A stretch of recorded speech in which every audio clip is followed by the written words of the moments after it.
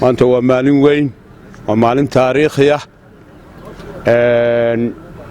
ma aha uun baytalqasiidka ama ujeeddada looga jeedaa maalintii mujaahidiintii waaweynaa ilaahay raalli ha ka ahaadee ay dhinteen ibracaduurey waxa looga jeedaa waa xuskii ducadii shuhadadii snm waxaa la aasaasay 81kii waxay guulaysatay oo dalka xoraysana 91kii 10 sannadood u dhaxeeyay jihaadkii ay ku jireen wax allaaliyo wixii shuhada ee ku dhintay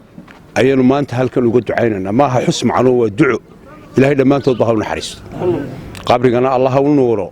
ilaahay raalli ha ka ahaado iyaga waxa wax u tarax dad islaamaynu nahay xus maaha inaan u wada ducayno maanta saqiiruhum wa kabiiruhum reer Soomaaliland meel kasta joogaan waxaan ka codsanaynaa in dadka u duceeyaan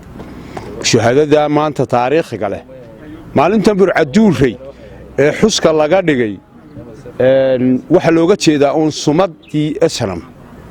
waa shuhadadii sida aan sheegay 10 sannadood ku shahiiday dagaalkii mujaahidkii weynaa maxamed xaashi lixle maalinta Burcaduurey ku dhintay rag kale oo mujaahidiin waaweyn oo xaamid ka mid yahay ku dhinteen rag taariikhi snm kula oo fara badan ku dhinteen ilaa 10 sannadood wixii shuhada dhimanayay ayanu maanta halkan ka xusaynaa waana maalin u suntan Somaliland 17 Oktoobar 1984kii dagaalkii ka dhacay Burcaduurey waxa kaloo jirtaan idin sheegaynaa dadka maanta aynu fahamsiinayna aynu taariikhda buugaagta ugu qoraynaa